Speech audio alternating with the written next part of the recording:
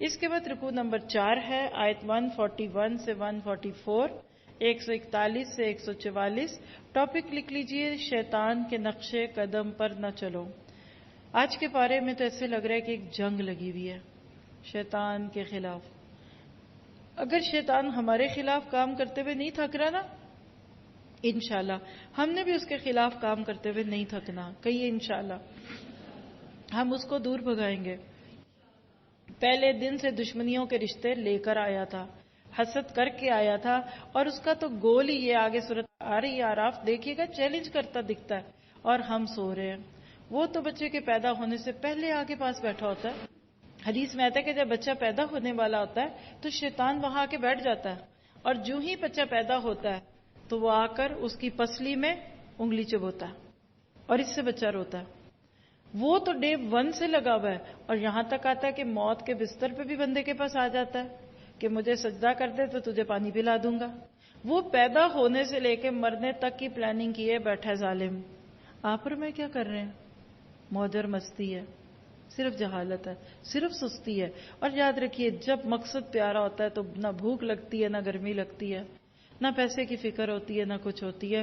اللہ کرے کہ ہمیں یہ دھن سوار ہو جائے، اور اس کے بعد پھر انشاءاللہ اللہ کی رحمتیں ہم پہ آئیں گی۔ فرمایا وَهُوَ الَّذِي أَنشَأَ جَنَّاتٍ مَّعْرُوشَاتٍ وَغَيْرَ مَعْرُوشَاتٍ، اور وہی ہے جس نے باغات پیدا کی، اور وہ بھی جو چھتوں پر چڑھائے جاتے ہیں، اور وہ بھی جو چھتوں پر نہیں چڑھائے جاتے، اور کھجور کے درخت اور کھیتی جن میں کھانے کی مختلف چیزیں مختلف طور کی ہوتی ہیں، اور زیتون اور انار جو باہم ایک دوسرے سے ملتے جلتے بھی ہیں اور ایک دوسرے کے مشابہ نہیں بھی ہوتے، ان سب کے پھلوں میں سے کھاؤ جب وہ نکل آئیں۔ آپ بھی اللہ تعالیٰ کے تحفے ہیں۔ جیسے یہاں زیتون اور انار ہے نا، اور اسی طرح سے انگور۔ آپ دیکھیے زیتون اور انگور آپس میں ملتا ہے، لیکن زیتون اور انار نہیں ملتا، لیکن ہر ایک اپنا ٹیسٹ ہے۔ آپ اور میں بھی اسی طرح سے ہیں۔ ہم سب کے اندر کوئی خوبی ہے۔ میں کہتی ہوں مجھے صرف سکلڈ لوگ دے دیجئے، جن میں کوئی سکل ہے، صلاحیت ہے، اور وہ میرے ساتھ گھنٹوں بیٹھیں، اہل درد آ جائے میرے پاس اور درد بانٹیں، اور ہم ہمدردی کے ساتھ دنیا کے لیے کچھ کریں۔ اپنا ٹیسٹ دیجئے۔ آپ زیتون ہے تو زیتون کی طاقت دیجئے، اگر انار ہے تو انار کا جوس بن کر پھیلیں، اس سے پہلے کہ قبر میں چلے جائیں۔ ایک آرٹیکل پچھلے دنوں بہت ہی دفعہ میں نے شیئر کیا، اس دورہ قرآن میں بھی سنا دیتی ہیں آپ کو، کہ ایک انسان اس دنیا سے جب جاتا ہے اپنے برین کا آلموسٹ 95% اپنے ساتھ لے جاتا ہے۔ پوری زندگی میں جو کچھ میں اور آپ اپنا استعمال کرتے ہیں نا، وہ صرف 5% ہے۔ کچھ تو اس سے بھی آگے پیچھے، کوئی 10% کہتا ہے۔ 90% قبر میں ساتھ جائے گا۔ ایک ٹیچر تھا تو اس نے اپنے سامنے جو بیٹھے لوگ تھے ان سے یہ سوال کیا تھا کہ تم کیسے مرنا چاہتے ہو، کیا چاہتے ہو؟ اور ساری بات کا اینڈ کیا تھا کہ ڈائی ایمٹی، مرنے سے پہلے خود کو خالی کیجئے، خالی کیجئے۔ ہمارا خالی ہونا پتہ کیا ہے؟ یہ گھر بچے کے نام پہ لگا دیا، یہ کوٹھی بیٹی کو دے دی، یہ پیسہ اس کو دے دوں گی، یہ سونے کے کڑے اس کو دے دوں گی، لا حول ولا قوت الا باللہ۔ مجھے تو گھن آتی ہے اب ان باتوں سے۔ ہم بانٹتے بھی ہیں نا تو اپنا ورثہ دنیا میں، وہ کہتے ہیں نا اندھا بانٹے شرینی بار بار اپنوں کو۔ ہمیں اللہ کا دین نہیں دکھتا، ہمیں اس حق کے راستے کی رکاوٹیں نظر نہیں آتی۔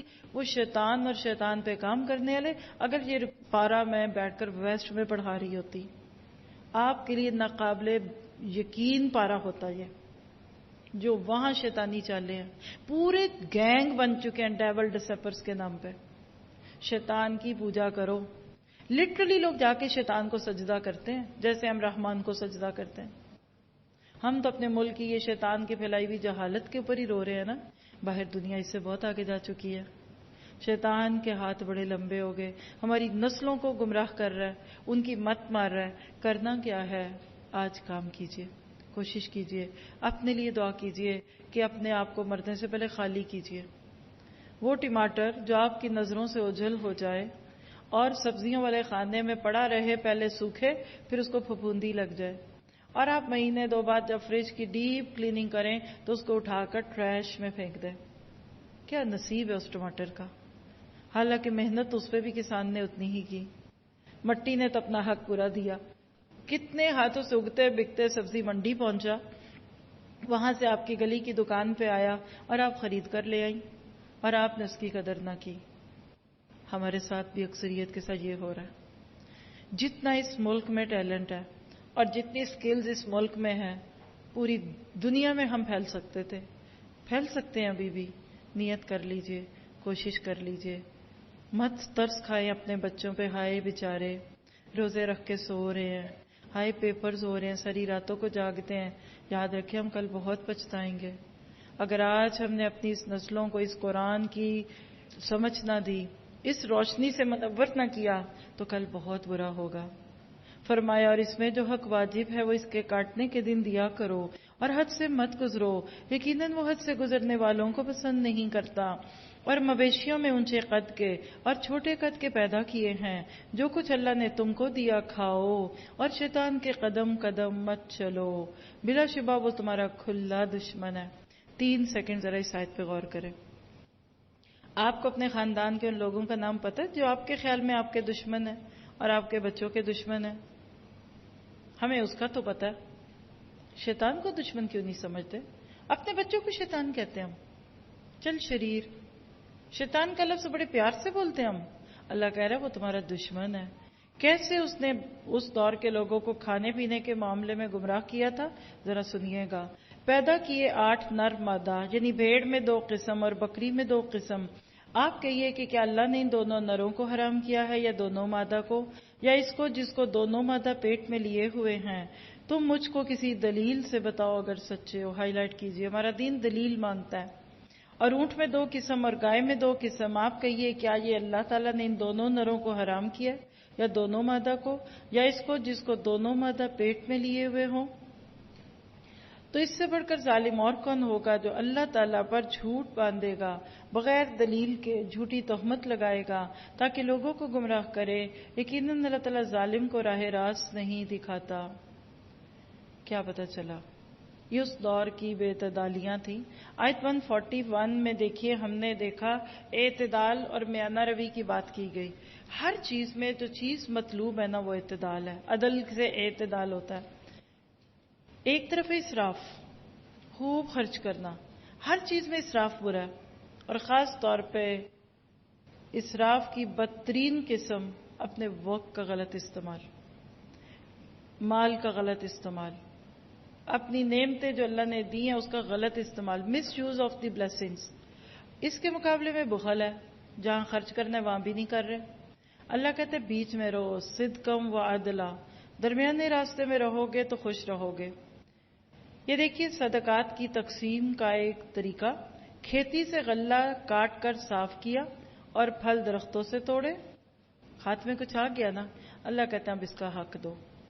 کیسے حق دینا ہوتا ہے؟ جیسے ہم لوگ زکوٰۃ دیتے ہیں 2.5% پہ سال کے بعد. جو زمیندار لوگ ہیں ان کو یہ بات پتا ہوگی، اور نہیں ہے تو ہونی چاہیے. ہر فصل میں سے 10واں یا 20واں حصہ دینا ہوتا ہے. اگر پانی پیسوں کا ہے تو کم دیتے ہیں، اگر فری پانی ہے تو زیادہ دینا ہوتا ہے. ایک ہے واجبی صدقہ، فرض ہے، لازم ہے، اور ایک ہے نفلی صدقہ. بارانی فصل کون سی ہے؟ جس میں بارشوں سے پانی ملتا ہے، اس میں 20% 20% دینا ہوتا ہے. اور جس میں پانی خود دیتے ہیں، خرچ ہوتا ہے، پیسہ لگتا ہے پانی پہ، اس میں 10واں حصہ ہے. کیا سیکھا آپ نے؟ میں نے کہ اللہ کی نعمتوں پہ غور و فکر کرنا ہے، شکر ادا کرنا ہے، شیطان کی پیروی نہیں کرنی. حلال اور حرام کے فیصلے اللہ نے کر دیے، میں نے اس کو اپنی مرضی سے بدلنا نہیں. علم کے بغیر خود سے بات نہیں کرنی. ضرورت کے مطابق خرچ کرنا ہے. فضول اور بیجا خرچ نہیں کروں گی. بیکاریات پہ خرچ کرنا چھوڑ دے، چیزیں سستی ہو جائیں گی. اگلا رکو دیکھیے 145 سے 150، رکو نمبر 5. ٹاپک لکھیے گا قانون سازی کا حق صرف اللہ کو ہے. یہاں آپ ابھی تک وہی حصہ پڑھ رہے ہیں کہ شیطان لوگوں کو کہتا ہے اپنی مرضی کی شریعت بناؤ. اور آج کے دور میں تو اس کے طریقے بہت ہی آسان ہو گئے، ایڈوانس طریقے ہو گئے. یہ چیز اچھی نہیں لگ رہی، نکال دو. اس پہ آج عمل نہیں ہو سکتا، پھینک دو. سورۃ توبہ نکال دو قرآن سے. سود کی آیتیں نکال دو قرآن سے. آگے سورۃ یونس میں ہم پڑھیں گے کہ آج قرآن کے ساتھ کیا معاملے ہو رہے ہیں. آپ کا میرا کام کیا ہے اس کتاب سے پڑھیے کہ کیا حلال ہے اور کیا حرام ہے. اسی کا جواب ہے ادھر قل لا اجد فیما اوحی الی محرما.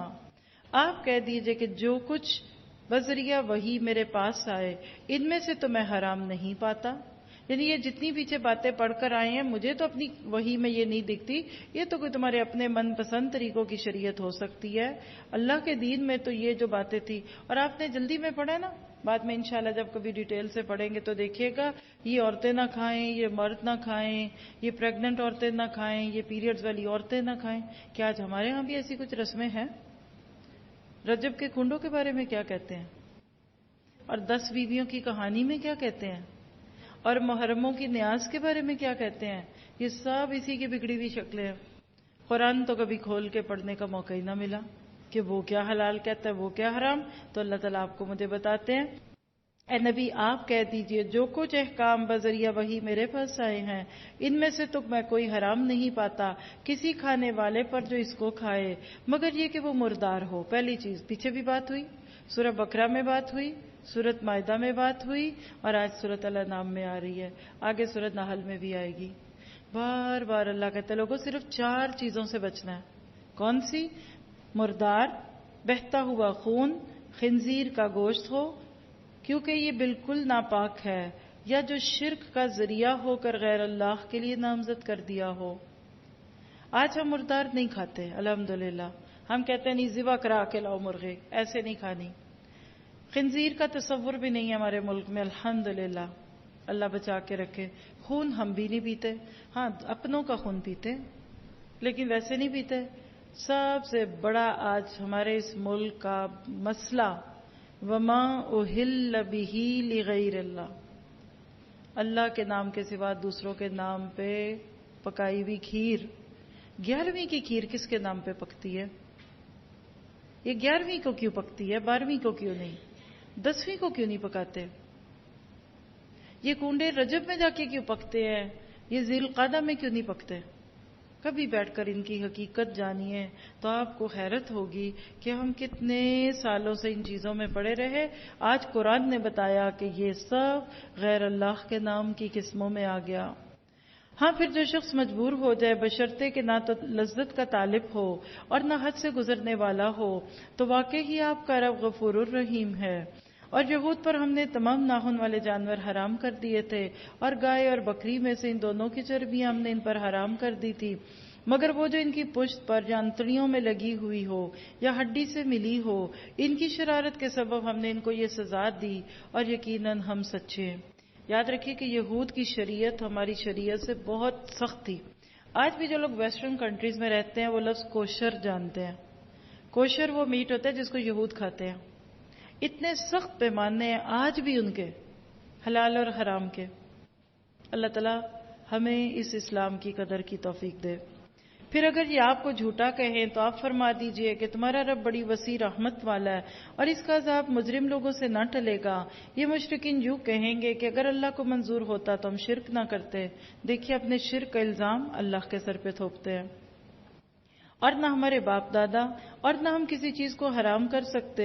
اس طرح جو لوگ ان سے پہلے ہو چکے ہیں انہوں نے بھی تکذیب کی تھی یہاں تک کہ انہوں نے ہمارے عذاب کا مزہ چکھا. آپ کہیے کیا تمہارے پاس کوئی دلیل ہے تو اس کو ہمارے سامنے ظاہر کرو. تم لوگ محض خیالی باتوں پر چلتے ہو اور تم بالکل اٹکل بچوں سے باتیں کرتے ہو, یعنی گیس ورک. وہ اسٹوڈنٹ کون ہوگا جو سلیبس تو پڑھے نا, کتابیں تو خریدے نا, بک تو کھولی نہیں, اسکول میں تو گیا ہی نہیں, اور امتحانوں سے پہلے گیس پیپر خرید لے. یہ سوال آ سکتا ہے, وہ آ سکتا ہے, اس کو کر لوں. اور کچھ نکمے اسٹوڈنٹس ہوتے ہیں جو ایسے گیس پیپرز ڈھونڈتے ہیں. پچھلے 5 سال کے پیپرز لے لو پاس ہو جاؤ گے. ابھی بھی یہ طریقہ ہے. اللہ اکبر, 20-25 سالوں میں یہ نہیں بدل سکا. ہم سب جانتے ہیں, اسی دور سے گزرے ہم بھی. شاید آ جائے, کیا پتا ہے. اور سر بھی دیا کرتے تھے, جو ٹیوشن پڑھانے والے سر تھے وہ بھی کہتے تھے ان میں سے پڑھ لو آ جائے گا. پھر پوچھتے تھے اس سال پیپر کس نے بنایا ہے؟ اچھا وہ جیسے پیپر بناتا ہے پھر اس سال بھی ایسا ہی ہوگا. کوئی ہے جو شروع کے سوال دیتا ہے, کوئی ہے جو آخر کے سوال دیتا ہے, کوئی پہلا دیتا ہے. ایسے ہی ہوتا ہے نا. یہ گیس ورک ہے. دنیا میں تو گیس ورک کبھی لگا کبھی نہ لگا, کوئی بات نہیں, فیل ہو جائیں گے, اگلے سال پھر آ جائے گی, سپلی آئے گی. 1 اور سال پیچھے رہ جائیں گے. ذرا سا سوچئے, آخرت میں اگر یہ گیس ورک کام نہ کیا تو روئیں گے, کاش ایک بار واپس لے جا. اور ہم وہ کام نہیں کریں گے جو کرتے تھے. پڑھیں گے, کتابیں خریدیں گے. آج اکثریت نے سلیبس نہیں خریدا, کتاب نہیں پڑھی. کتاب کھلتی نہیں زندگی میں. کب کھلتی ہے بھلا؟ مرنے پہ کھلتی ہے. زندوں کی کتاب تھی, انہوں نے مردوں کا منشور بنا دیا. سورۃ فاتحہ زندوں کے لیے تھی. اہدنا الصراط المستقیم ہم نے مرنے پہ فاتحہ خوانی کی دعا بنا دی. یہ وجہ ہے آج ہم پہ یہ مشکلات آ رہی ہیں. تو گیس پہ نہیں رکھنا. کبھی آپ یہاں سے حج کے لیے جائیں, اللہ آپ کو لے کر جائے, عمرے پہ جائیں, سیکھ کر جائیں, پھر جائیں.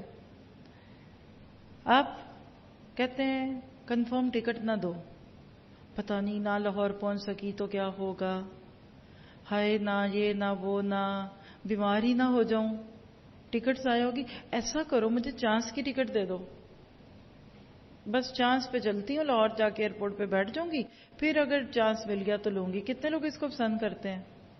ایک بھی نہیں کرتا. کیا کہتے ہیں؟ کنفرم, ری کنفرم ٹکٹس. دنیا کے ایک سفر سے دوسرے سفر تک ہم ری کنفرم ٹکٹس لے کر جائیں. آخرت کے سفر کو چانس پہ رکھا ہوا. ایک دفعہ خود کو چٹکی کاٹیں اور سوچیں, اگر مرنے کے بعد جہنم میں چلی گئی بنے گا کیا؟ اگر قبر میں ایک سانپ کا چھوٹا سا بچہ بھی آ گیا کروں گی کیا؟ کس کو بلاؤں گی؟ گھر میں ایک چھپکلی آ جائے جان پہ بن جاتی ہے. پل صراط پہ اگر روک کر جہنم میں گرا دی گئی تو کیا بنے گا؟ دیکھیے یہ گرمی سردی کچھ نہیں ہے, یہاں کے مسئلے کچھ بھی نہیں ہے. سب سے بڑا مسئلہ جو آپ کے میرے سر پہ سوار ہے وہ فکر آخرت ہے.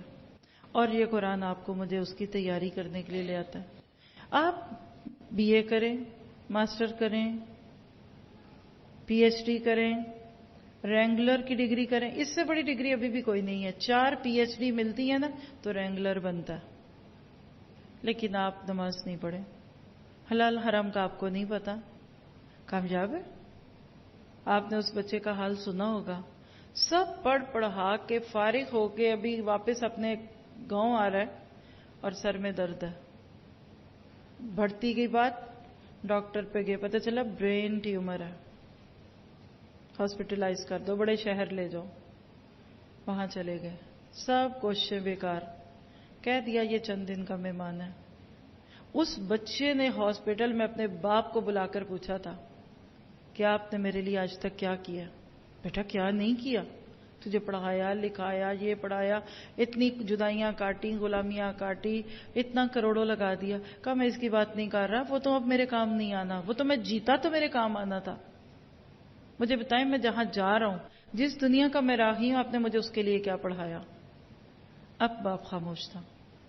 پھر ہاسپٹل میں اس کے لیے ٹیوٹر رکھے گئے. وہ پھر بایو کیمسٹری اور فزکس نہیں پڑھاتے تھے, وہ قرآن, ناظرہ, تلاوت. وہ کہتا تھا میرے پاس وقت کم ہے, میں کچھ کر کے جاؤں آگے کے لیے. وہ تو خوش قسمت تھا, اس کو دنیا میں موقع مل گیا. کہ آج ہم نے اپنے بچوں کو ایسے کھلا نہیں چھوڑا ہوا. بچہ نماز نہیں پڑھتا, اٹس اوکے, بس اٹھتا ہی نہیں, کروں کیا, جاتا ہی نہیں, تو آپ روٹی کیوں دیتی ہیں اس کو؟ رکھنے دیجیے اس کو, روزہ آ گئی, نماز نہیں پڑھتا. اور پیپر کا وقت اور بچہ سوتا رہ جائے, کبھی ہوا آج تک؟ ماں کو چین پڑتا ہے؟ وہ تو ڈبل الارم لگا کے سوتے ہیں, اور اماں کو کہتے ہیں جائے نماز پہ بیٹھ جاؤ, میں پیپر دینے جا رہا ہوں. ذرا تو سوچئے. ہم تو بھی کوئی بہت دنیا میں بھی پڑے ہوئے لوگ نہیں ہیں, ماشاءاللہ بڑے پیارے لوگ ہیں. ابھی تو ان لوگوں کے حالات سنیں تو حیران ہو جائیں کہ جن کے آگے بھی دنیا اور پیچھے بھی دنیا. ان کے تو 16 سال کے بچے نے قرآن بھی نہیں پڑھا ہوا, 20 سال کی بچی کو نماز نہیں آتی. آج کئی ایسے لوگ ہیں. مسلم پیرنٹ دن رات مشین بن کے کام کرتے, بچے بڑی بڑی ڈگریاں لے کے پاس ہو چکے ہیں. آپ پوچھئے ذرا, آپ ان سے آیت الکرسی کا ترجمہ بھی نہیں آتا ہوگا. کیا ہو گیا مسلمانوں کو؟ شیطان نے ہمیں اتنا جاہل کر دیا. کل حق تھا نا, آج جہالت ہے. پورا پارا مجھے آگے بڑھنے ہی نہیں دے رہا. جہالت کا علاج کیجیے, ورنہ یاد رکھیے نسل در نسل جہالت چل رہی ہے. 70 سال تو ہمیں بھی ہو گئے اس جہالت کے تحفے لیتے ہوئے. چلے جائیں گے اور کچھ سالوں میں. ہم اس ملک کو اگر واقعی پاک صاف ملک بنانا چاہتے ہیں، ہمیں آج سے اپنی نسلوں کے ہاتھوں میں قرآن دینا پڑے گا. اپنے تعلیمی اداروں میں قرآن کو شناس کیجیے. وہ پتلی سی اسلامیات کی بک کفایت نہیں کرے گی. اب اللہ کے نبی کون تھے، بکریاں چراتے تھے، آپ کے باپ کا نام عبداللہ تھا، آپ کی ماں کا نام آمنہ تھا. یہی پڑھی ہے نا آپ نے بھی سیرت؟ ابھی بھی یہی ہے، میں نے بھی یہی پڑھی تھی. حیرت کی بات آپ کو بتاؤں، سورۃ توبہ پرسوں شروع ہو جائے گی انشاءاللہ، اللہ نے زندگی دی تو. سورۃ توبہ ہمارے ماسٹرز کے سلیبس میں تھی. آپ میں سے جس نے بھی پاکستان میں ماسٹرز کیا اسلامیات میں میری بات کی گواہی دیتے؟ آپ پتہ نہیں چینج ہو گیا ہوگا تو ہو گیا ہوگا. سورۃ توبہ کا ترجمہ تفسیر تھی، ادھر سے گزر جاتی اگر قرآن نہ پڑھا ہوتا. مجھے اللہ نے اس لیے خوش قسمت قرار دیا کہ میں نے قرآن پہلے پڑھا اور ماسٹرز بعد میں کیا. اور میں نے جب ماسٹرز کیا تو میں اس کے بعد کہتی تھی، میں پڑھاتی تھی اس وقت، خود بھی پڑھا ہوا تھا، پڑھاتی بھی تھی. اللہ نے موقع دیا، کر لیا جو بھی کیا. اور یقین کیجئے میں اس دن کہہ رہی تھی جب پیپر دے کر آئی، صرف ایک پارہ، فرسٹ پارہ لفظی ترجمے کا جو ہم اپنے انسٹیٹیوٹس میں پڑھاتے ہیں نا، this is better than your masters degree. آج ماسٹر کی ڈگری آپ کو دنیا میں کہیں بھی لے جائے گی، لیکن آپ کا یہ کورس جو آپ قرآن کا کرتے ہیں اس کی کوئی ویلیو ہی نہیں ہے. اور کتنے مزے میں، کتنی موجوں میں. ہاں نہیں، بچیوں کو جاب بھی تو کرنی پڑتی ہے، پھر زندگی میں اتار چڑھاؤ تو ہوتے ہیں. تو کیا قرآن والی بھوکے مرتے دیکھے آپ نے؟ میں نے کتنے کو بھوکے مرتے دیکھے آپ نے قرآن والے؟ کتنے دیندار ہیں جو غربت کے مارے ہوئے ہیں؟ اللہ دیتا ہے، سب کو دیتا ہے، سب سے زیادہ دیتا ہے. دوسروں کے پاس کم ہوتا ہے، ان کے پاس زیادہ ہوتا ہے. دوسروں کا دکھتا ہے، ان کا دکھے گا نہیں. ابو بکر کا دکھتا تھا، کب دکھتا تھا؟ جب شادیوں میں جاتے تھے کپڑے پہن کے. اس وقت دکھتا تھا جب اللہ کے رستوں میں دیتے تھے. ہمارا دکھتا ہے جب ہماری بچوں کی شادیاں ہوتی ہیں، تب لوگ کہتے ہیں اچھا جی اتنا تھا ان کے پاس، ہمیں تو فلاں موقع پہ انہوں نے 1 لاکھ بھی ادھار نہ دیا. تو بس اس سے زیادہ نہیں بولنا چاہتی. اپنے لیے دعا کیجیے، میں اپنے لیے کرتی ہوں، کیونکہ اللہ تعالیٰ آگے یہی بات کہہ رہے ہیں کہ اب تو حجت بالغہ ہو گئی. ایک راستہ اللہ نے جو ابلاغ کا تھا وہ دے دیا. قل فللہ الحجت البالغہ، آپ کہیے بس پوری حجت تو اللہ ہی کی رہی ہے، پھر اگر وہ چاہتا تو تم سب کو راہ راست پر لے آتا. آپ کہیے کہ اپنے گواہوں کو لاؤ جو اس بات پر شہادت دیں کہ اللہ نے ان چیزوں کو حرام کر دیا ہے. کوئی دلیل تو لاؤ اپنے ان کاموں کی. پھر اگر وہ گواہی دے دیں تو آپ ان کی شہادت نہ دیجیے، اور ایسے لوگوں کے باطل خیالات کا اتباع مت کیجیے جو ہماری آیتوں کی تکذیب کرتے ہیں، اور وہ جو آخرت پر ایمان نہیں رکھتے، اور وہ اپنے رب کے برابر دوسروں کو ٹھہراتے ہیں. ساری زمینیں دولتیں ادھر رہ جائیں گی، گلے میں ڈال کر قبر میں نہیں جائیں گے. صرف 1.5 گز کی زمین ہوتی ہے قبر میں، شاید میرے خیال 4 فٹ لمبی ہوتی ہے قبر. کتنی زمینیں ہیں ہمارے پاس، کس کے لیے رکھی ہوئی ہیں؟ ان بچوں کے لیے جن کو ہم نے رب ارحمہما کما ربیانی صغیرہ کہنا نہ سکھایا. اپنی زندگی میں اپنی دولت کو، اپنے مال کو اللہ کے راستے میں لگا جائیے. یہ انشاءاللہ کل اللہ کے ہاں آپ کے لیے ایک حجت بنے گا. اور اس جہالت کی دوری کا علاج قرآن سکولز قائم کیجیے، قرآن کو پھیلائیے. مسجدیں بھی تبھی آباد ہوں گی جب لوگ قرآن سیکھیں گے اور سکھائیں گے. ہم سب نے اس رکوع سے کیا سیکھا؟ نوٹ کیجئے گا. حرام چیزوں سے دور رہنا ہے، اللہ کی رحمت کے طلبگار ہونا ہے، حصول رحمت کی دعائیں کرنی ہے، سچی دلیل کے سامنے جھک جانا ہے، اور اپنے لیے ہدایت کی کوشش کرنی ہے. یقین رکھنا ہے کہ اللہ تعالیٰ کا دامن رحمت بہت وسیع ہے. اور آیت 151 سے 154 اگلا ٹاپک، رکوع نمبر 4. ٹاپک لکھیے گا، اللہ کے قانون کا دوسرا نام صراط مستقیم ہے. اللہ تعالیٰ ہمیں اس پہ چلنے والا بنا دے. حیرت کی بات ہے، روز 17 بار کہتے ہیں اہدنا الصراط المستقیم، لیکن اللہ کے قانون پہ پھر بھی نہیں راضی ہوتے. قل تعالوا اتل ما حرم ربکم علیکم، آپ کہیے آؤ تم کو وہ چیزیں پڑھ کر سناؤں جن کو تمہارے رب نے تم پر حرام فرما دیا. آپ دیکھ رہے ہیں جب سے پارہ شروع ہوا ہے، نماز روزے عبادات کا ذکر نہیں ہے، صرف اس معاشرے میں پھیلی ہوئی جاہل رسومات اور اس کے بارے میں بات ہو رہی ہے. وہ کچھ کہتے تھے، اللہ اپنے نبی کو کہہ رہا ہے آؤ تم ان کو صحیح باتیں بتاؤ. مجھے بالکل آج یہ پارہ پڑھاتے ویسے لگ رہا ہے کہ یہ مکہ کی بستی میں نازل ہو رہا ہے، اور جہاں گلی گلی میں مندر ہے اور درگاہ ہے اور لوگ قبروں پہ مجاور بنے بیٹھے ہیں. وہی باتیں یہاں اللہ تعالیٰ آپ کو مجھے کہہ رہا ہے کہ یہ خود ساختہ شریعتیں نہیں ہیں. اصل شریعت کیا ہے میں پڑھ کر سناتا ہوں کہ تمہارے رب نے تم پر حرام کیا فرما دیا. وہ یہ ہے کہ اللہ کے ساتھ کسی چیز کو شریک مت ٹھہراؤ. اللہ سے دعا کیجیے اللہ ہمیں اس کی توفیق دے دے. ترتیب کے ساتھ آپ کو یہاں دین کا خلاصہ مل رہا ہے. دوسری چیز ماں باپ کے ساتھ احسان کرو. دعا کیجیے رب ارحمہما کما ربیانی صغیرا. تیسری چیز اپنی اولاد کو افلاس کے سبب قتل مت کرو. ایبارشن کیوں قتل کرتے تھے وہ لوگ؟ کھائیں گے کہاں سے؟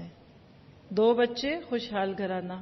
اللہ کہہ رہے ہیں ہم تم کو اور ان کو رزق دیتے ہیں اور بے حیائی کے جتنے طریقے ہیں ان کے پاس مت جاؤ، خواہ وہ اعلانیہ ہوں خواہ پوشیدہ. اور جس کا خون کرنا اللہ نے حرام کر دیا اس کو قتل مت کرو. ہاں مگر حق کے ساتھ ان کا تم کو تاکیدی حکم دیا ہے تاکہ تم سمجھو. اور یتیم کے مال کے پاس نہ جاؤ مگر ایسے طریقے سے جو کہ پسندیدہ ہو یہاں تک کہ وہ اپنی جوانی تک پہنچ جائے. اور ناپ تول پوری طرح کرو اور انصاف کے ساتھ. ہم کسی شخص کو اس کی طاقت سے زیادہ تکلیف نہیں دیتے. اور جب تم بات کرو تو انصاف کی کرو گو وہ شخص قرابت دار ہی کیوں نہ ہو. اور اللہ تعالیٰ سے جو عہد کیا ہے اس کو پورا کرو. ان کا اللہ تعالیٰ نے حکم دیا ہے تاکہ تم یاد رکھو. اور یہ کہ دین میرا راستہ ہے جو مستقیم ہے بس اس راہ پر چلو. دوسری راہوں پر مت چلو کہ وہ راہیں تم کو اللہ کی راہ سے جدا کر دیں گی. اس کا تم کو اللہ نے تاکیدی حکم دیا ہے تاکہ تم پرہیزگاری اختیار کرو. جب ہم نے موسیٰ علیہ السلام کو کتاب دی تھی جس سے اچھی طرح عمل کرنے والوں پر نعمت پوری ہو اور رحمت ہو تاکہ وہ لوگ اپنے رب سے ملنے پر یقین لے آئیں.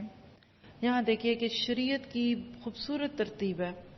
سب سے پہلے اللہ کے حق، پھر ماں باپ کے حق. رشتوں کو جوڑنا چاہتے ہیں نا تو ہر حق والے کو اس کا حق دیں. سب سے پہلے جو کمی بیشی ہوتی ہے وہ کیا ہے؟ غور سے سمجھنے کی بات ہے. اکثر لوگ کہتے ہیں جب سے قرآن پڑھنے لگے رشتہ دار ناراض ہو گئے، شوہر تانے دیتے ہیں تم بدل گئی. حالانکہ آپ نے کیا کیا ہے؟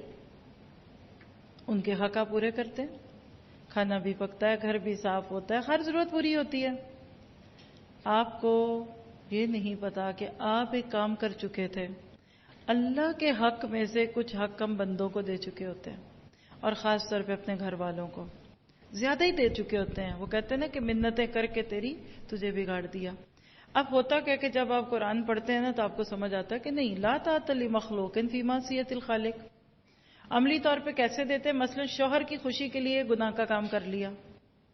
شوہر نے غلط چیز دیکھنے کو کہا دیکھ لی. ہاں پھر شوہر ہے نا اس کو ناراض تو نہیں کرنا. یہ آپ نے اللہ کا حق اس کو دے دیا. آپ قرآن پڑھا، آپ کہتے میں تو نہیں دیکھوں گی یہ چیز، میں نہیں فلمیں دیکھتی، میں اپنا وقت ضائع نہیں کرتی بیکار چیزوں میں. بس شوہر ناراض ہوگا تو بدل گئی. یہ ہوتا ہے. اللہ کا حق بھی بندوں کو دیا ہوتا ہے، جب وہ واپس لیتے ہیں لوگ ناراض ہونے لگتے ہیں. بس قرآن آپ کو کیا سکھا رہا ہے؟ صدقم و عدلا. شیطان ہمیشہ دوسری طرف لے جاتا ہے. پھر سب سے پہلے شرک. مشرک پر جنت حرام اور دوزخ واجب ہے، توبہ نہ کرے گا تو. سیکنڈ چیز ہے کہ والدین کے ساتھ حسن سلوک کا حکم. انسانی معاملات میں سب سے اوپر ماں باپ ہے. پھر برا فعل، ایبارشن، کبھی ضبط ولادت، خاندانی منصوبہ بندی. مسلمان ملک میں یہ جملہ بولا جا سکتا ہے 2 بچے خوشحال گھرانہ. چند دن پہلے ایک نجی محفل میں کچھ سسٹرز تھیں جن کا پروفیشن ڈاکٹرز تھا، تو ایسے ہی ان کو موقع ملا، انہوں نے کہا ہم نے کچھ سوالات کرنے ہیں. میں نے کہا کر لیجئے. جو اجتماعی ان کا سوال تھا وہ کیا تھا کہ سسٹرز جہاں آتی ہیں بیویاں بہنیں اور ہمیں فورس کرتی ہیں کہ واشن کریں ہمارا. میں نے کہا کون ہوتی ہیں؟ ایک تو ہسبینڈ وائف کے ساتھ رہنے والی یعنی شادی شدہ عورتیں، اور ان کا کیا ہوتا ہے کہ ہم بچہ پیدا نہیں کریں گے، ہمارے پاس پیسے نہیں ہیں. کوئی کہتا ہے عورت کمزور ہے، یہ ہے وہ ہے. لیکن جو میرے لیے ایک نئی چیز تھی، میں اس رات بھی بڑی پریشان ہو کے سوئی کہ یہ کیا ہو گیا. ہمارے ملک میں بھی یہ وبا ہو گئی. ایبارشن. ایک تو مائیں خود آتی ہیں اپنے بچوں کے کروانے کے لیے، شوہر آتے ہیں بیویوں کے کرانے. جو بات میرے اس دن علم میں آئی وہ کیا تھی کہ ان میرڈ بچیاں آتی ہیں بورڈ کرانے. اب یہ بات اپنے منہ پہ کلنک لگانے والی نہیں ہے. اور جو ساتھی تھی وہ کہنے لگی پہلے بھی ایسا ہوتا تھا، لیکن پہلے جو ایسی لڑکیاں یا عورتیں آتی تھی وہ چھپاتی تھیں، ڈکی چھپی بات کرتی تھی، اب تو صاف کہتی ہیں کالج اور اسکول اور یونیورسٹی کے لڑکے لڑکیاں، اور دیٹس اٹ. اب ان کا میرے سے سوال یہ تھا کہ پھر اب ہم کیا کریں. اس دن مجھے پتا چلا کہ ہر پروفیشن میں فتنہ ہے، آزمائش تو ہے. تو یاد رکھیے، جس نے کسی زندہ کو قتل کیا اور جس نے کسی فیٹس کو قتل کیا برابر ہے، سانس لیتا ہوا بچہ. انشاءاللہ آگے جا کر ہم اس کے اوپر مزید بات کرنے والے ہیں اگلے ایک بارے کے اندر. پھر آپ دیکھیں ظاہری اور پوشیدہ برائیاں ہر طرح کی، اس کو چھوڑ دیجئے. ظاہری تو سب کو پتا ہے، شادیوں میں بیٹیوں بہوؤں کا ناچنا، مہندی کے نام پہ لڑکے لڑکیوں کا ڈانس، اور بھی بول دوں جو آپ کو پتا ہے. یہ پوشیدہ کیا ہے؟ یہ ہے پوشیدہ. اب میں کیا دیکھ رہی ہوں اپنی اسکرین پہ، آپ کو کیا پتا؟ ٹک ٹک ٹک. آج کے دور میں پوشیدہ گناہوں سے رکنا زیادہ مشکل ہو گیا. کل کے بارے میں ہم نے ایک آیت پڑھی ہے کہ اللہ تمہیں ضرور آزمائے گا شکار سے. احرام کی حالت میں شکار نہیں کھیلنا. اس پہ میں نے ایک چھوٹی سی بات کہیں شیئر کی تھی کچھ آج کی بات میں، کہ کل صحابہ کی آزمائش کیا تھی کہ احرام کی حالت میں شکار نہیں دیکھنا. آج ہماری آزمائش ہمارے فونز ہیں. کیا گن دیکھ رہے ہیں، کس کو لکھ رہے ہیں، یہ کس کے ساتھ کانٹیکٹس ہو رہے ہیں. اور اس فون کے ہاتھ میں آنے اور پوری دنیا کا نیٹ آپ کے ہاتھ میں آ گیا، اس نے بچے تو بچے، جوان تو جوان، بوڑھوں کو خراب کر دیا. اس نے شادی شدہ جوڑوں کے بیچ میں گڑبڑ ڈال دی. عورتیں بیچاری اپنے دکھ روتی ہیں، میاں کا فون سامنے آ گیا، پاسورڈ کھلا رہ گیا، اسکرین پہ نظر پڑ گئی، تصویریں دیکھ لیں، ٹی وی اسکرین پہ یہ دیکھ رہی ہے وہ دیکھ رہے ہیں. آپ مجھے بتائیے کیا آخرت یاد نہیں ہے؟ تو یاد رکھیے اپنے بچوں کو بھی اور اپنے آپ کو صرف ایک چیز کے ذریعے آپ ٹیم کر سکتے ہیں، اور وہ اللہ کا خوف ہے. یہی بات جہاں بتائی جا رہی ہے. پھر اسی طرح دیکھیے ناحق قتل، یہ بھی اسلام کے اندر کبیرہ گناہوں میں آتا ہے. ایک حدیث سے اللہ کے نبی نے اپنے ساتھیوں سے کہا، تم میں سے کوئی شخص ہے جو میرے ہاتھ پر 3 باتوں کی بیعت کرے. پھر آپ نے یہی آیتیں تلاوت فرمائیں اور فرمایا جو اسے پورا کرے گا وہ اللہ سے اجر پائے گا، اور جو ان میں سے کسی بات کو پورا نہیں کرے گا وہ دنیا ہی میں اس کو شرعی سزا دی جائے گی. یعنی قتل ہے تو اس کے بدلے میں اس کو قتل کر دیا جائے گا، اور اگر سزا نہ دی گئی تو اس کا معاملہ آخرت پر ہے. اگر اللہ چاہے تو اسے بخش دے اور اگر چاہے تو اس کو سزا دے دے. تو یہ کبائر میں سے آتی ہیں چیزیں، اور یہ روایت مسند احمد کی تھی 12138.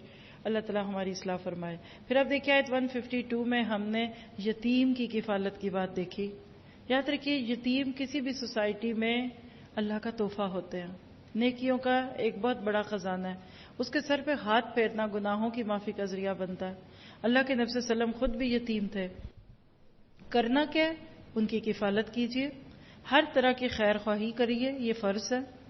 ان کے مال کی پورے خلوص سے حفاظت کیجیے جب تک بالغ اور باشعور نہ ہو جائیں، اور بڑے ہونے پہ احسن طریقے سے ان کی امانت ادا کیجیے. اللہ کے نبی نے فرمایا کہ یتیموں کے مال کو کسی کاروبار میں لگا دو، ایسا نہ ہو کہ ہر سال زکوٰۃ دینے سے ان کے جوان ہونے تک وہ مال ختم ہو جائے. اللہ تعالیٰ میں یتیموں کا مال کھانے سے بچا لے. پھر اسی طرح آپ نے فرمایا میرا راستہ جو مستقیم ہے اس راہ پر چلو، دوسری راہوں پر مت چلو، وہ راہیں تم کو اللہ کی راہ سے جدا کر دیں گی. اس کا تم کو اللہ نے تاکیدی حکم دیا تاکہ تم پرہیزگاری کرو. اس بات کو اللہ کے نبی کی حدیث سے کیسے؟ ابن ماجہ کی روایت ہے 11 نمبر. آپ بیٹھے ہوئے تھے اور یہ سارا معاملہ قبرستان میں ہو رہا تھا. قبر کھد رہی تھی، ابھی لوگ انتظار کر رہے تھے، تو آپ زمین پر بیٹھ کر یہ لکیریں کھینچ رہے تھے. آپ نے خط کھینچا اور فرمایا یہ اللہ کا سیدھا راستہ ہے، اور چند خطوط اس کی دائیں اور بائیں جانب کھینچے اور فرمایا یہ راستے ہیں جن پر شیطان بیٹھا ہوا ہے اور وہ ان کی طرف لوگوں کو بلاتا ہے. پھر آپ نے اسی آیت کی تلاوت فرمائی. شیطان راستوں میں، اور یہاں تک حدیث میں آتا ہے کہ جب ایک بندہ سیدھے راستے پہ چلتا ہے، اسلام قبول کرنے لگتا ہے، تو شیطان اس کے پاس آتا ہے اور اس کے اسلام کے راستے میں بیٹھ جاتا ہے. کہتا ہے اسلام نہ قبول کرنا، تیری بیوی کسی اور سے شادیاں کر لے گی. بندہ اس کی بات نہیں سنتا ہے، مسلمان ہو جاتا ہے، تو پھر شیطان ہجرت کے راستے پہ آ کے بیٹھ جاتا ہے. اس کو کہتا ہے ہجرت کر رہے ہو، سوچ لو کہ اکیلے رہ جاؤ گے. بندہ اس سے ڈرتا ہے. ہر نیکی کے راستے میں لکھ لیجیے اسلام کے پورے عمل کے رستوں پہ شیطان بیٹھا ہوا ہے. جیسے آپ کو اس مائنڈ میپ میں دکھ رہا ہے، ایک شخص کھڑا ہے اور چاروں طرف راستے ہیں. اور شیطان کے یہ چنگل ہیں. یہ ہے رشتہ آپ کا میرا شیطان سے. ہر ممکن اس کے پلانز کیا ہیں کہ آپ کو نقصان دے دے. کیا سیکھا اس رکوع سے؟ والدین کے ساتھ نیک سلوک کرنا ہے، مفلسی سے نہیں ڈرنا، مدد صرف اللہ سے مانگنی ہے، گمراہیوں سے بچنا ہے، اور اسی طرح بے حیائی کے قریب بھی نہیں پھٹکنا. چاہے معاملہ کسی رشتہ دار کا ہو پھر بھی انصاف کرنا ہے. اور اللہ نے جو قانون ہمیں دیا ہے اس کو اپنے پاس لکھ لیجئے اور اس پر پابندی کی نیت کرنی ہے انشاءاللہ تعالی. آگے ہے رکوع نمبر 7 155 سے 165. ٹاپک لکھیے گا قانون شکنی کا حساب تو ہوگا. یعنی آج جتنے مرضی حکم توڑو اللہ کے، مرضی ہے تمہاری، لیکن کل حساب دینا پڑے گا. اور قانون کب ٹوٹتے ہیں؟ جب کتاب بند ہوتی ہے. اور کتاب کیا ہے؟ اسی سے آیت شروع ہوتی ہے وَهَذَا كِتَابٌ أَنزَلْنَاهُ مُبَارَكٌ. اور یہ کتاب ہے جس کو ہم نے بھیجا بڑی خیر و برکت والی، بس اس کا اتباع کرو اور ڈرو تاکہ تم پر رحمت ہو. کہیں تم لوگ یوں نہ کہو کہ کتاب تو صرف ہم سے پہلے جو 2 گروہ تھے ان پر نازل ہوئی اور ہم اس کے پڑھنے پڑھانے سے محض بے خبر تھے. مسلمانوں کو کہا جا رہا ہے. یا یوں نہ کہو کہ اگر ہم پر کوئی کتاب نازل ہوتی تو ہم اب سے اور بھی زیادہ راہ راست پر ہوتے. بس اب تمہارے پاس رب کی طرف سے ایک واضح کتاب رہنمائی کا ذریعہ اور رحمت بن کے آ چکی ہے آپ کے پاس. کیا کرنا ہے؟ اس کو پڑھنا ہے. اس کتاب کی برکتوں کو محسوس کیجئے.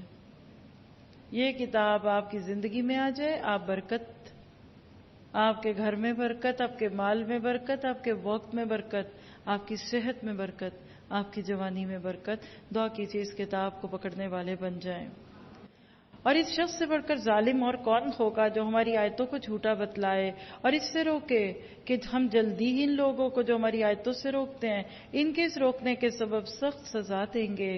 کیا یہ لوگ اس بات کے منتظر ہیں کہ ان کے پاس فرشتے آئیں، یعنی موت کے یا عذاب کے، یا ان کے بس رب آئے، یا آپ کے رب کی کوئی بڑی نشانی آئے؟ جس روز آپ کے رب کی کوئی بڑی نشانی آ پہنچے گی کسی ایسے شخص کا ایمان اس کے کام نہ آئے گا جو پہلے سے ایمان نہیں رکھتا. اشارہ ہے اس میں سورج کے مشرق کی بجائے مغرب کی طرف سے نکلنے کا. قرب قیامت کی جو بڑی علامات کبریٰ اس میں سے ایک کیا ہے؟ سورج مشرق کی بجائے مغرب سے نکلے گا اور اس وقت توبہ کا دروازہ بند ہو جائے گا. تو اس وقت ایمان کام نہیں آئے گا جو پہلے سے ایمان نہیں رکھتا تھا یا اس نے اپنے ایمان میں کوئی نیک عمل نہ کیا ہو. آپ فرما دیجئے کہ تم منتظر رہو، ہم بھی منتظر ہیں. یعنی توبہ میں ڈیلے کرتے ہو تو کرو، پھر جب سورج مشرق سے مغرب میں چلا گیا تو پھر توبہ کر نہیں پاؤ گے. بے شک جن لوگوں نے اپنے دین کو جدا جدا کر دیا، ان الذین فرقوا دینہم وکانوا شیعا. اللہ سے دعا کیجئے فرقے واریت سے اللہ میں بچا دے، ٹکڑے ٹکڑے کرنے سے بچا دے اس دین کو. اور گروہ گروہ بن گئے، آپ کا ان سے کوئی تعلق نہیں، بس ان کا معاملہ اللہ تعالیٰ کے حوالے ہے، پھر ان کو ان کا کیا ہوا جتلا دیں گے. جو شخص نیک کام کرے اس کو اس کے 10 گناہ ملیں گے، جو شخص برا کام کرے اس کو اس کے برابر ہی سزا ملے گی، اور ان پر ظلم نہ ہوگا. آپ کہہ دیجئے کہ مجھ کو میرے رب نے ایک سیدھا راستہ بتا دیا اور وہ دین مستحکم ہے. یعنی میرے رب نے مجھے سیدھا راستہ دے دیا، اب میں اس کو چھوڑ کر غلط راستوں پہ کیوں جاؤں؟ یہ مراد ہے. جو طریقہ ابراہیم علیہ السلام کا ہے جو یکسو تھے اور وہ شرک کرنے والوں میں سے نہ تھے. دعا کیجیے اللہ میں یکسو کر دے، فوکسڈ، اور ہم ادھر ادھر دیکھنے کی بجائے اللہ کی طرف دیکھیں. کیونکہ قل ان صلاتی و نسکی و محیای و مماتی للہ رب العالمین. آپ فرما دیجئے کہ یقیناً میری نماز کیا ہے؟ بدنی عبادت کا سمبل، اور میری ساری عبادات یعنی انسان کی نمازیں اور قربانیاں مراد کیا ہے؟ اس کی مالی عبادات. اور میرا جینا اور میرا مرنا سب خالص اللہ کا ہے جو سارے جہان کا مالک ہے، اس کا کوئی شریک نہیں. مجھ کو اسی کا حکم ہوا اور میں سب ماننے والوں میں سے پہلا ہوں. آپ فرما دیجئے کہ میں اللہ کے سوا کسی اور کو رب بنانے کے لیے کچھ اور تلاش کروں، حالانکہ وہ مالک ہے ہر چیز کا. اور جو شخص بھی کوئی عمل کرتا ہے وہ اسی پر رہتا ہے اور کوئی کسی دوسرے کا بوجھ نہیں اٹھائے گا.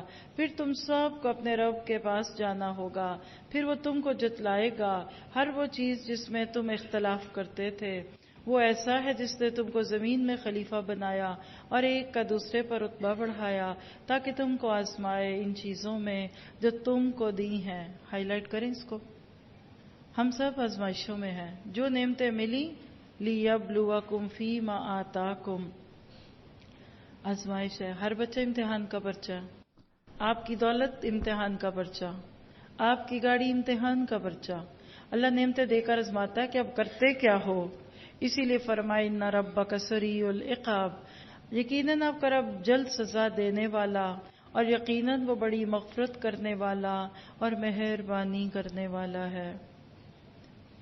اللہ کے اس فضل اور احسان کا بیان کیا پتہ چلا آپ کو مجھے کہ سورت پوری ہوتی ہے ایک خوبصورت ٹاپک پہ، اور وہ گیا کہ ان صلاتی و نسکی و محیای و مماتی للہ رب العالمین. پارٹ ٹائم مسلم مت بنیے. آدھا دین آدھی دنیا کچھ بھی نہیں ہے. خالص دودھ، خالص سونا، پیور تھنگس، آرگینک فوڈ. آج کے دور میں سب کو پتہ ہے کیا ہوتا ہے. کیا پتہ چلا کہ اللہ تعالیٰ کا وہ فضل اور احسان جو اہل ایمان کے ساتھ ہوگا قیامت کے دن. آیت 160 میں پڑھا، ایک نیکی کا بدلہ 10 نیکیوں میں ملے گا. کیا عمل کی بات ہے. اگر ایک نیکی چھوڑوں گی تو کم از کم 10 چھوٹ جائیں گی. سیکھنے کی بات کیا ہے؟ تقوی اختیار کرنا ہے تاکہ اللہ کی رحمت کو پا سکیں. آیات سے منہ موڑا تو سزا ملے گی، بدی کی سزا ملے گی، کسی پر ظلم نہ ہوگا. اللہ نے مجھے زمین پر اپنا خلیفہ بنا دیا. اس خلافت کی ذمہ داریوں کو محسوس کرنا ہے، قرآن پاک کے احکامات کی پیروی کرنی ہے. میری عبادت، میرا جینا، میرا مرنا سب اللہ کے لیے ہے اور اللہ کے ساتھ عہد کو پورا کرنا ہے. یاد رکھیے جب سب کچھ اللہ کا ہوتا ہے نا تو بندہ پھر اپنے آپ کو بچا بچا کے نہیں رکھتا. پھر ہر چیز اللہ کے لیے ہوتی ہے. پھر اللہ تعالیٰ آپ کے لیے آسان کرتا ہے. یہ دنیا جنت نہیں ہے، ادھر کچھ نہ کچھ مسئلے آئیں گے. یہ قرآن آپ کو مجھے اللہ کا پیارا بنا دے گا اور اللہ تعالیٰ ہمیں اس کی توفیق عطا فرمائے. اپنے لیے دعا کریں کہ اللہ ہمیں پورے کا پورا اپنا بنا دے. آدھی چیز کسی کو بھی نہیں اچھی لگتی. بیوی شوہر کو کہ میں ایک ہفتے میں 6 دن آپ کی بیوی اور 1 دن چھٹی چاہیے، 1 دن میں کسی اور کی بیوی بن جاتی ہوں، پسند کریں گے؟ آپ کے بچے بولے امی 6 دن آپ میری ماں ہیں، 7واں دن کسی اور عورت کو اپنی ماں سمجھوں گا، برداشت نہیں ہوتا. لیکن اللہ کے معاملے میں جو چاہیں جب چاہیں کریں. اللہ ہماری اصلاح فرمائے.